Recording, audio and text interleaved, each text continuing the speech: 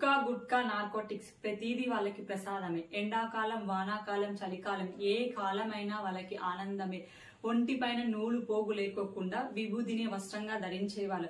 ఆ పరమేశ్వరిని త్రిశూలాన్ని హస్త్రంగా భావించేవాళ్ళు. ఏమైనా అనుకోండి, ఒంటి మీద నూలు పోగు లేకుండా తిరుగుతున్నాడు అనుకోండి, పిచ్చివాడు అనుకోండి, హుక్కా పీల్చుకుంటున్నాడని ఆశ్చర్యపోండి, విభూతి రాసుకొని తిరుగుతున్నారని ఆశ్చర్యపోండి.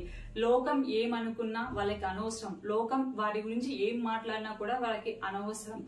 సో వీళ్ళు ఎవరు, ఎక్కడ నుంచి వచ్చారు, ఎక్కడ ఉంటారు, ఏం చేస్తారు అనే విషయం తెలుసుకుందాం. వారు శివుణ్ణి, అగ్నిని ఆరాధిస్తారు. మిగతా దేవుల్ని ఆరాధిస్తే త్వరగా ఫలితాన్ని ఇవ్వరని శివుణ్ణి, అగ్నిని ఆరాధిస్తారు. అగ్నికి ఆహుతిని అర్పిస్తే విభూది రూపంలో వాళ్ళకి ఫలితాన్ని ఇస్తారు. ఆ విభూదిని వీళ్ళు సర్వ అలంకరణ, శరీరానికి మొత్తం సర్వ అలంకరణగా చేసుకుంటారు. పరమేశ్వరుని ధరించిన ఈ విభూదిని వాళ్ళు శ్రీరామ రక్షగా భావిస్తారు.